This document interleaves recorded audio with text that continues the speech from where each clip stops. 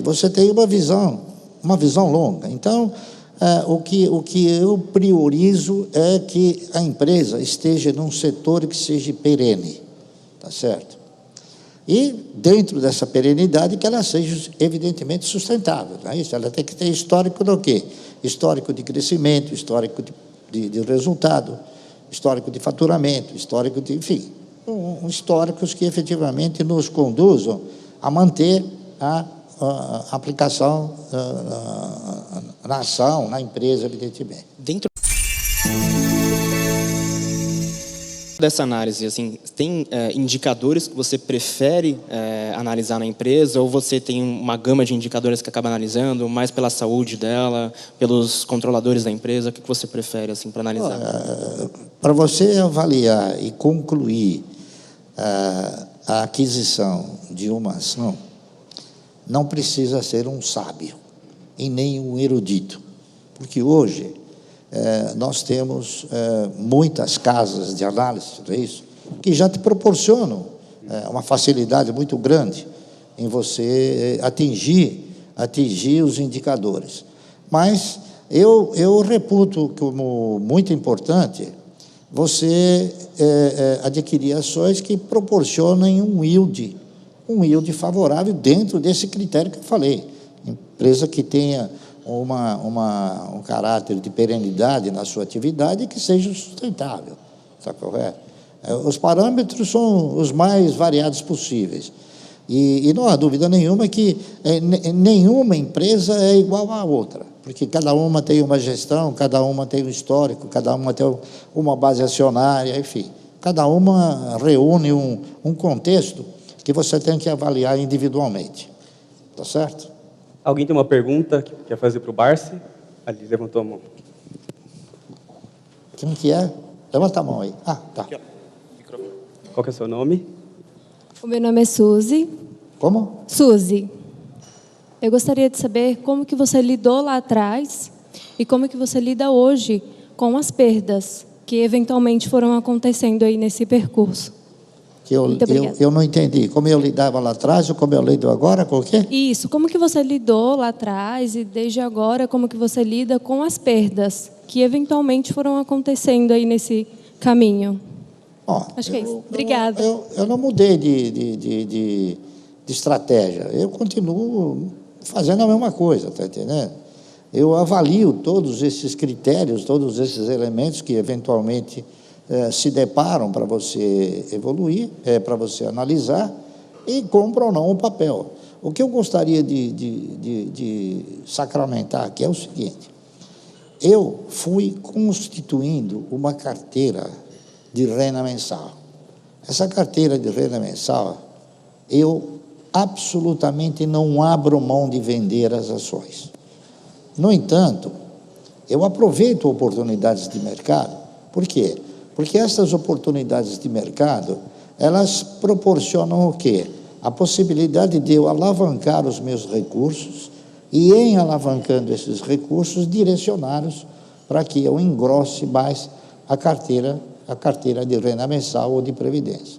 Então, não houve nenhuma mudança, tá certo? O que mudaram foram as empresas, evidentemente, né? Tá ok? Vamos lá. Quem quer fazer mais alguma pergunta? Tá todo mundo. Que beleza. Qual é o seu nome? Boa tarde, é Alex de São José dos Campos. Prazer, Alex.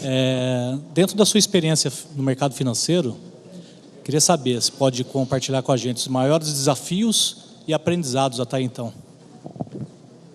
Olha, desafios, eles estão a todo momento. Cada dia que você vive é um desafio. Por si só, a vida é um desafio, não é isso? Mas, no segmento acionário, especialmente, a gente tem que considerar um ingrediente extremamente importante. Eu reputo o seguinte: o mercado de ações aqui no Brasil, ele ainda não é um mercado de risco. Eu o considero como um mercado de oportunidades. Então, eu vou na razão direta dos acontecimentos, avaliando as oportunidades. Está correto? E todos aqui poderão estar diante dessas oportunidades, através do quê? Através de leitura, através de informação, através de uma série de coisas, está correto? Então, eu claro, avalio, não há dúvida nenhuma, procuro, na razão direta dos fatos, não é? Aplicar com moderação também, não é isso? E torcer sempre para que o preço caia, para que eu possa o quê? Para que eu possa ter a maior quantidade possível de ações com um recurso. Certo? É isso aí. Mais alguém Ô, quer fazer Barsi, uma pergunta? ao longo do tempo, você falou que montou uma carteira de ações, mas uma carteira que tem uma renda mensal. Você gosta da estratégia de aluguel de ações, de doar suas ações para o mercado? Olha, o aluguel de ações, ele tem sido responsável pelo fato desse mercado não caminhar como deveria caminhar. É claro, você tem que potencializar todos os ganhos possíveis quando você tem ações. Só que o aluguel de ações, ele não é assim tão simples como muitos possam interpretar, porque não é qualquer empresa que você consegue alugar. Você só consegue alugar os papéis que eu chamo de papéis da roleta, os papéis que têm uma intensidade de negociação, os papéis de maior liquidez, que tem, por exemplo, Petrobras, Ambev. Eu estou tentando lembrar se que tem mais. Vale, por exemplo. A Vale, o Banco do Brasil, está entendendo? Quem mais? Itaúsa, o Itaú, enfim. A própria Cielo também tem sido alvo de muitas locações. Por quê? O cidadão, ele loca porque ele sabe que o mercado não tem estrutura de investimento para suportar uma carga eventual de ações que venham para o mercado. Então, ele loca com que objetivo? Ele loca com o objetivo de vender essas ações, esperar que essas ações baixem de preço, recomprá-las e devolver. Agora, eu tenho, assim, uma crítica formal e contundente em relação à alocação de ações. Eu interpreto que, juridicamente, a alocação de ações com a permissão de vender é um ato de estelionato. Por quê? Se você aluga uma casa, você não pode vender, certo? Se você aluga um veículo, também você não pode vender. Se você aluga um equipamento qualquer, você também não pode vender. Mas uma ação você aluga e pode vender. Quer dizer, então, tem alguma coisa aí que não está bem explicada, não é isso? E isso provavelmente, talvez, possa fazer parte do quê?